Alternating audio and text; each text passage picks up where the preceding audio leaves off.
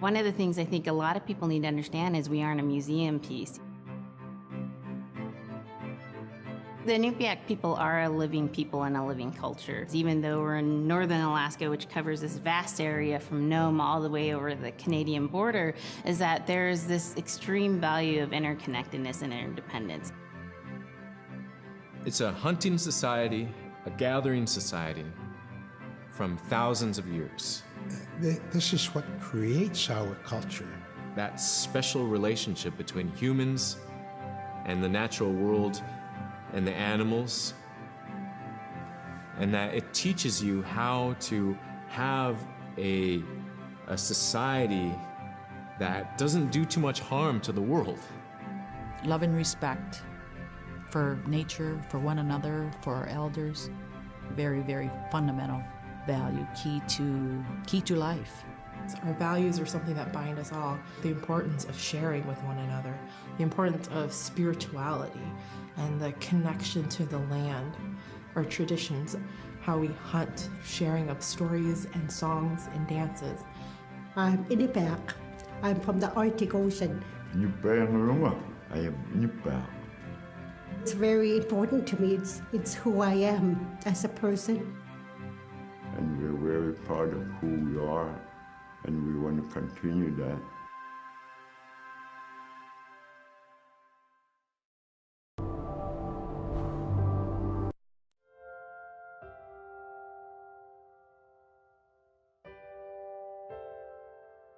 It'd be busy, busy, busy all through the day. You get up and you just go right to work, right to work. There was always something to do. There was never any idle time. The only idle time we had was after we eat and before we go to bed. One of the older people would be relaxing, laying down there and saying, it'd be really nice to hear a story. And then just organically, someone would just start telling a story. Storytelling for the Inupiaq people is very important because it not only created that sense of community, but is a way to pass on wisdom to the next generation. It was like TV, It was just like, it was as good as any movie you've ever seen. And the storyteller told it so clearly that it was just as powerful as any of the greatest movie blockbusters you've ever seen.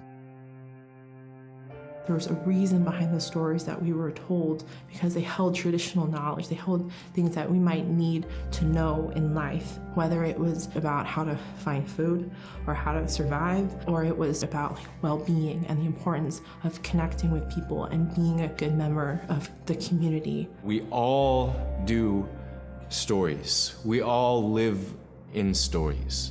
We all tell stories to our friends, and they need to be told. They need to be heard.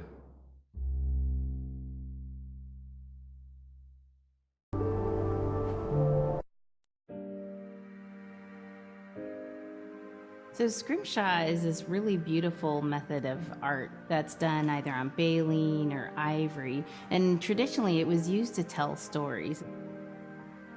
Each etching is telling a story of some event. Caribou hunting was taking place. This is what was going on. War began around this time. And so it sort of gives you a timeline of history through etching. An elder or the person who carved it would literally be able to read the scrimshaw story.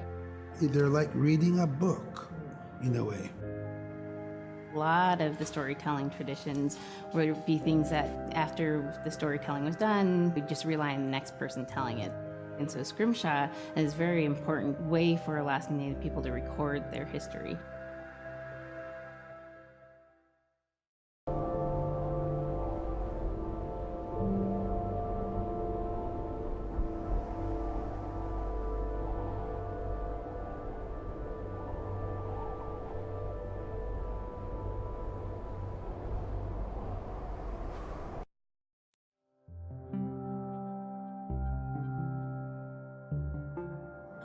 When I was growing up, my grandpa had a pet white fox. If you're a good friend with a fox, when there's danger abound, they try to keep you from getting into trouble. They pull tricks here and there, and foxes are like spoiled little kids in a way. When you let her out, she'd go prancing out in the snow, jumping in the air. I know she was happy then. Come running at me and jump on my chest, knock me backwards, lick my face, and I try not to let her. So that was my memory of my grandpa's pet fox.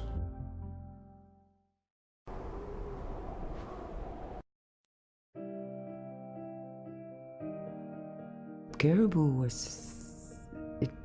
it provided for us in many ways. Our clothing in those days was made of all caribou skin. I grew up wearing caribou pants, mittens, caribou skin mattress, blankets. Some people had boots that were made with wolf leggings, sealskin sole bottoms.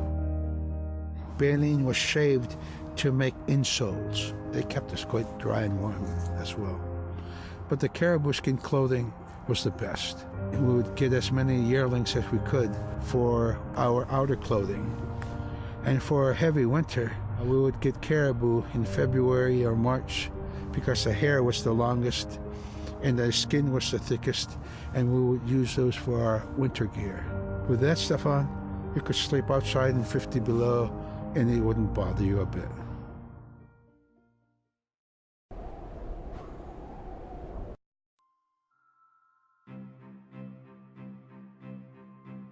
Silla is the weather. It also means the atmosphere. Here's the nuna, or the land. And it's anything from the land into the moon, the sun, the stars. That's Silla. It's a very spiritual, and we have a relationship with Silla.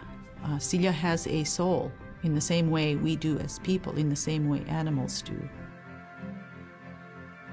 I think spirit helpers in and of themselves are really about how we're connected with things. And so it may be that there's a spirit helper that shows themselves as a bird to show you the way home, or it may be a spirit helper that actually decides to show themselves with the face and body of a man instead of their animal form. And so I think one of the things that's hard to understand is that it's not one way of seeing things, it's one way of knowing you're connected to everything.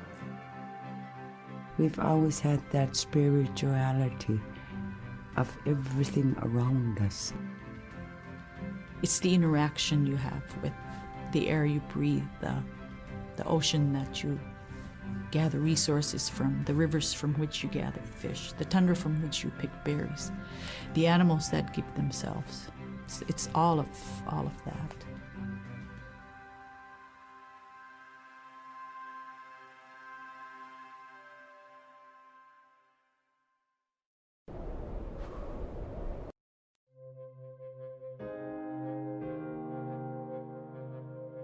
In the winter, when we were traveling, we didn't build sod houses, we built snow houses. In Canada, they call them igloo, but here in Alaska, we call them apuya. We'd do a day of travel, and then we'd make a apuya. The next day, my father would set traps, spend the day there, rest the dogs, give them something to eat, and then the following day, we continued to the next place. We'd go to my dad's sister, who had a house at Dubarg. They had a small sod house over there.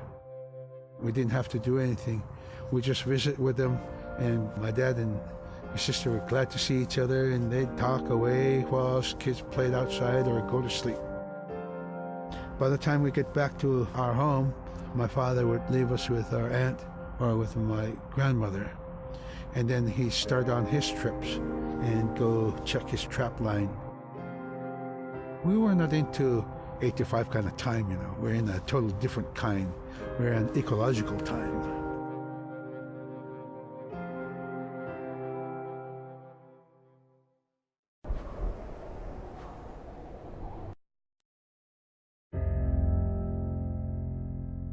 Drum is something that's common to all cultures in Alaska.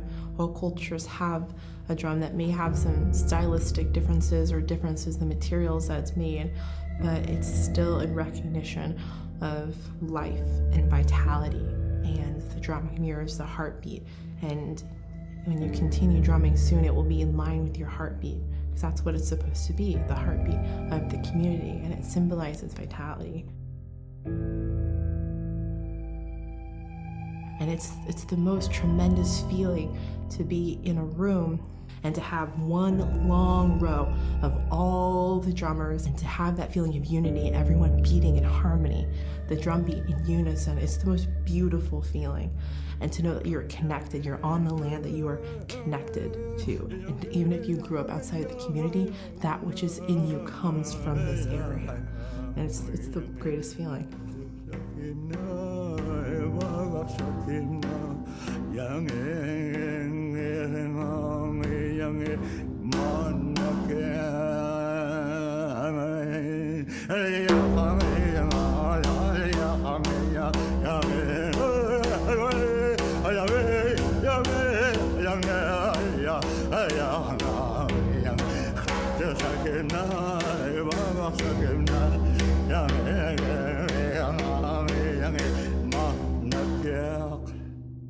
Man, I went at it and look what happens. Oh.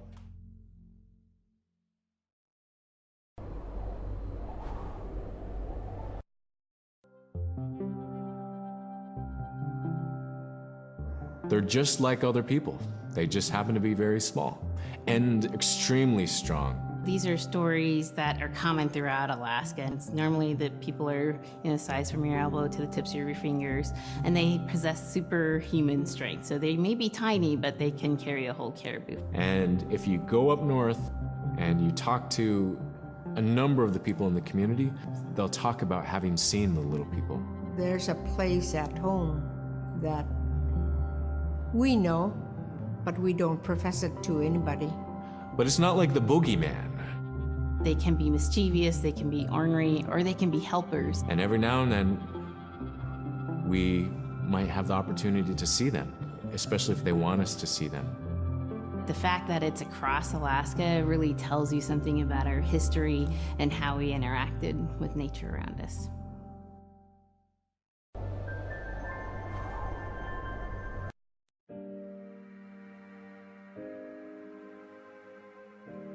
The bola is what we call kilamitang.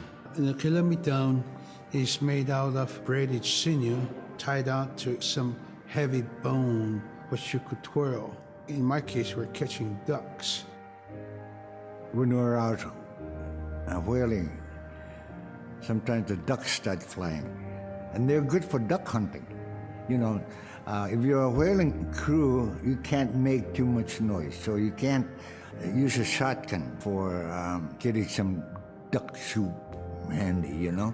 So bola was a really handy weapon to use for catching ducks.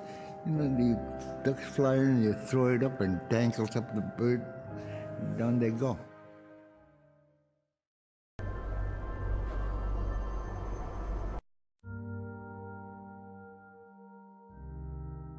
The scaredest I've ever been, I was 12 years old. We floated out on a piece of ice while we were duck hunting. It was a bluebird day, just clear blue skies. And there was 3 of us, myself, my brother, and my dad. Next thing you know, we see this dark, dark shadow on the ice. We look and it goes behind us. So we all jumped up, startled, and my dad, he started running. We got back to the ridge there. The ice had fractured, cracked, and broke off, and we were floating away. We were drifting. It was close enough to where my dad would have made it. He stopped and he thought about throwing us across, and if one of us was on the other side, we would be split up. So he stopped, and he just so happened to have a cell phone on him. 911 didn't pick up. That's the worst feeling in the world right there. 911 did not pick up. So he left a message because they record their calls. Once he had relayed that information, his cell phone died. That was the scariest moment I've ever had in my life. We were floating away and I thought we were left for dead. He kept calm during this situation. He's bringing out everything positive in this case. You know, I'm crying, my brother's freaking out. It went from clear blue to dense fog. Within a couple hours, we heard the chopper flying around, so they must have gotten our message. We thought we were saved, and then the chopper sound went away. So we lit some of the sled on fire. It's plastic. We thought black smoke in the fog would create some kind of marker. Chopper pilot had mentioned when we got rescued, you could see a glow in the fog, and he slowed down there, and sure enough, as soon as he slowed down, we got within visual. That was definitely the scariest moment of my life, was floating away and not knowing what the outcome was going to be.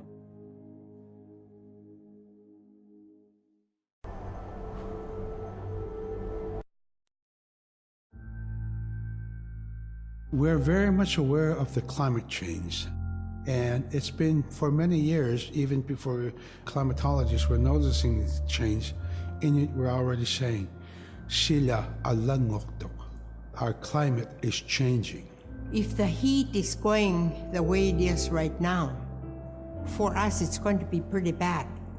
Different birds are coming, and they're coming earlier, and sometimes rain is more than what we want. Because when there's more rain, we know it's going to melt the permafrost. In my time as a young whaler, when I was 9 years old, we're hunting from ice that was about 25 feet thick. And there was giant icebergs already floating, coming by. That was the first signs of a changing climate. Ice that never broke before was now moving. Now, here it is 50 years later, we're hunting whale from ice that's 18 inches thick. There's no more thick ice. It's creating a malfunction in our whaling season, is what it is. Actually, more than that, all seasons in general. I think we are more scientists than more people will realize. We have more knowledge of those things than people will ever know.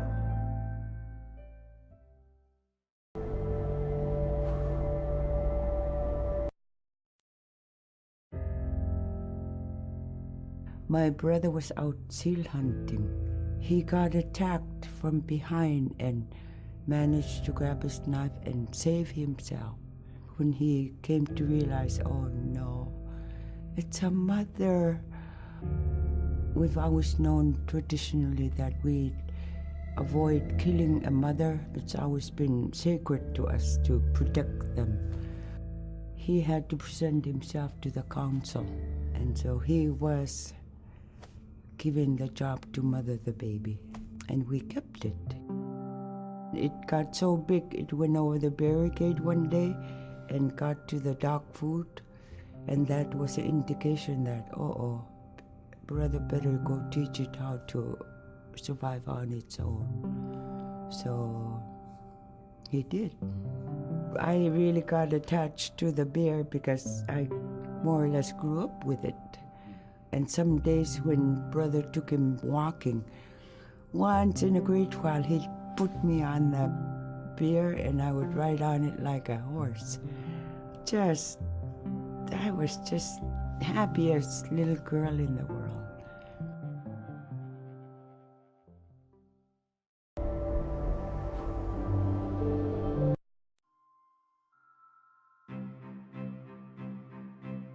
In, Arctic Alaska, hunting is a really important part of life. It's not just about going and shooting something, it's about going and putting food on the table. But more importantly, subsistence hunting isn't just about the insular family unit, it's about feeding the whole community. And I think that's one of the beautiful things about subsistence hunting in Alaska is that people go out and they'll go get, fish, or they'll get a caribou, and they'll get, seals and whales. And one of the first things they'll do is they'll say, oh, I need to take this to the elders.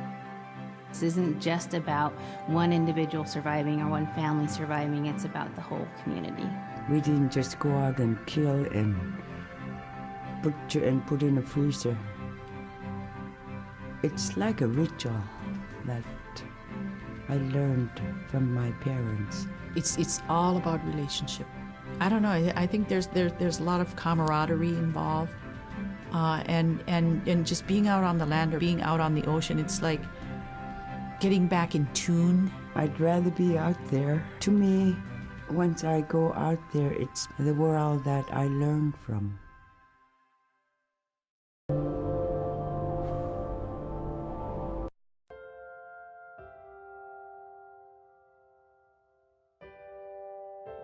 Now we spend all our time out in nature.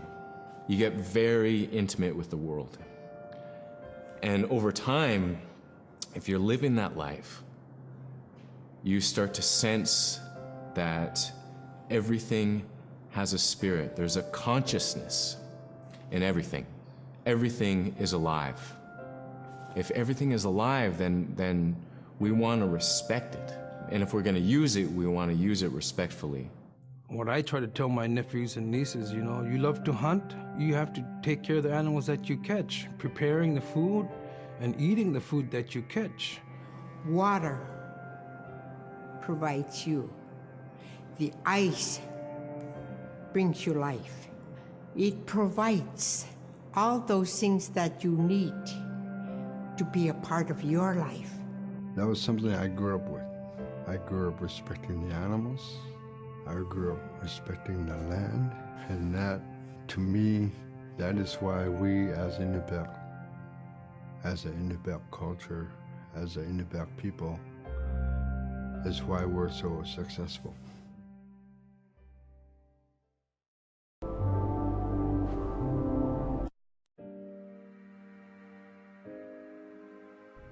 I think most central to the ideology of the Inupiat is the idea of sharing. Being able to feed the community, feed others. That's why we hunt. You know, in the old days, that's what you needed to survive, you know. The sharing is important because it's how the community survives together collectively. We just give. That's how I grew up. That's the way I'm always going to be. Because of who we are, we always think about other people first. If our people didn't share in the old days, we wouldn't have survived in this harsh, climate, environment.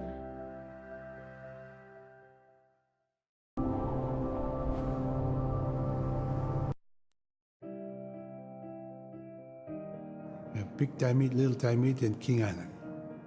And in those three islands are the stepping stones to get to America. So King Island is this absolutely beautiful place off the coast of Alaska. And if you can imagine being on this really kind of rocky island that kind of shoots up from the water to these cliffs, and then all of a sudden you see these stilts, and then you look up and there are these houses. They were built on the cliff up high because of the ice. Being an island in the Bering Sea, you have ice that's being pushed by the winds onto the island. So it's going to pile up 50, 60 feet high. Structures are still there today, and people have returned to King Island. It's a growing community as the people return back to their island.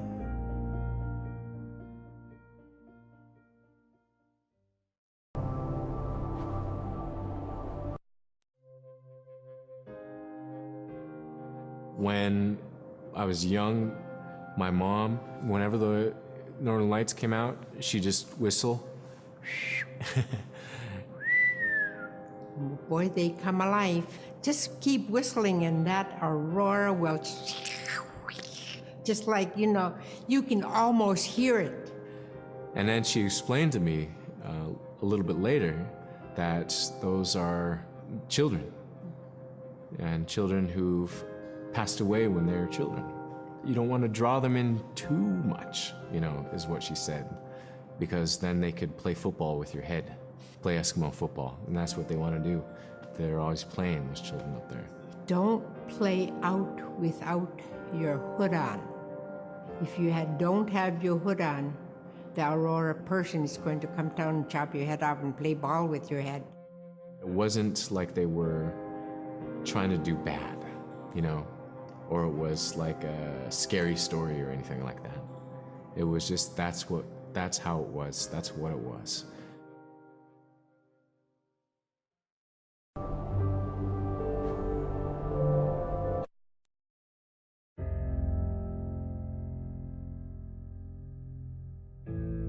In the month of November, there's no sun.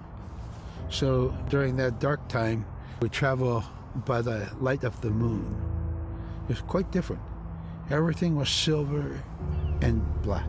Toward the horizon, we could see where caribou are because their body heat flowing upward, and we could see it glowing in the moonlight against a dark horizon where there's no stars.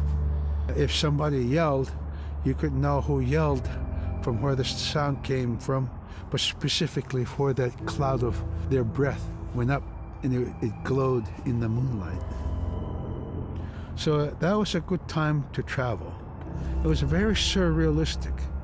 And so things that were dark objects looked very close, and white objects looked very far.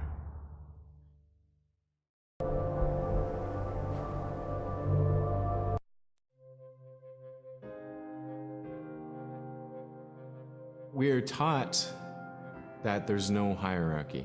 It's not everything else and then man, you know, humans on top, and they're separate from everything.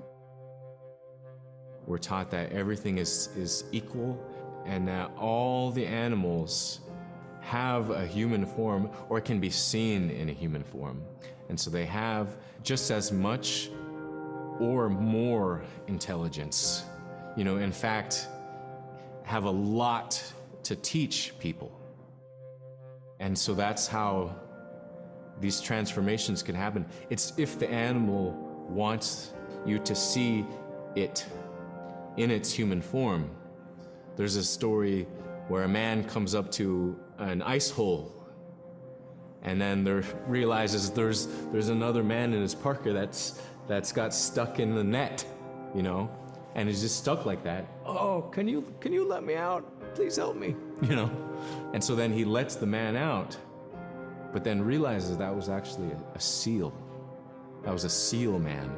And just because that seal wanted that help, that seal allowed itself to be seen in human form.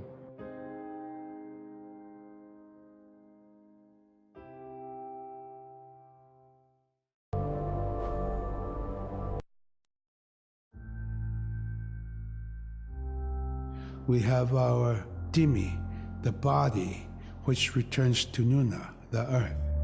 And we have Atik, who is our name that has been passed down to us over the generations. The spirit of our Atik lives on so long as man remembers that name. It would be hard to describe what happens after death.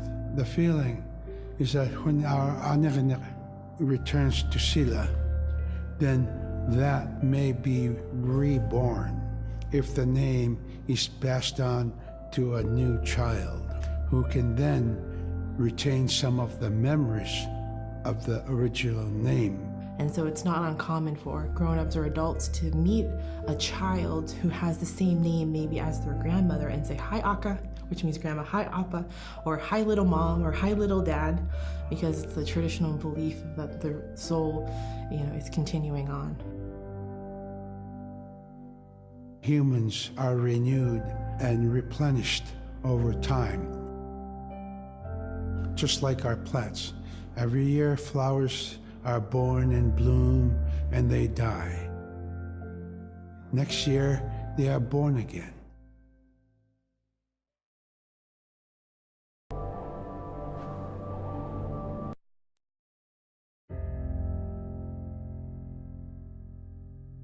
So a recurring type of character in Inupiaq stories is the manslayer. And the manslayer is kind of this bad guy. And I think really what's at risk when the manslayer comes into story is the livelihood of individuals and the whole community. And so the manslayer is really used as a way to say, don't act only for yourself, always hold the community in your heart. Oftentimes in these stories, there is one person that will stand up. And what this humble person will represent, who faces that manslayer, is a return to order, a return to true living in the community. And it just takes that one person. It could just be that one person that can help to change everything. Because everyone wants to live a good life. Everyone wants to have a good community.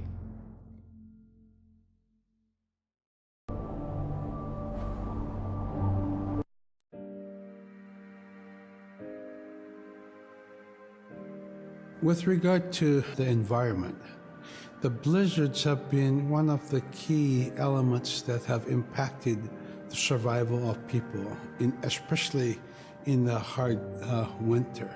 We know a blizzard is coming when the moon is starting to get fuzzy. We also look at the stars. When the stars are twinkling fast, we know a storm is approaching. We look to the clouds in the sky to give us a direction the storm is coming from. We learn these as children by observing weather on a daily basis.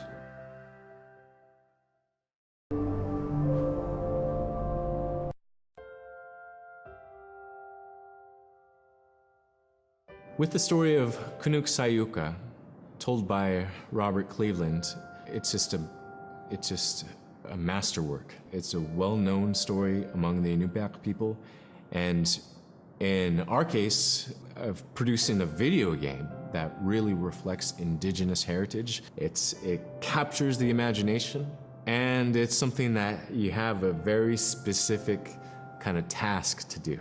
There's a blizzard, you know, and it is just a non-stop blizzard that is overpowering the people. And there's one man that wants to figure it out. And in our case of the story, it's a girl that wants to find the source of that blizzard. The blizzard man, it's like that is the physical embodiment of an element of nature. And so there's a person that needs to go up and take away that adze, that's chipping away that snow. In that community, the person least expected is the one who stands up and makes the difference. Humility is something that we value, and where that comes from is the idea that you are not the biggest thing in the world. And when you live in an extreme environment like where the Inuit reside, you're at the whim of the environment, of the climate, of the animals. You can be as prepared as you can, you know, by learning from your elders, but you know, you're not the biggest force in the world.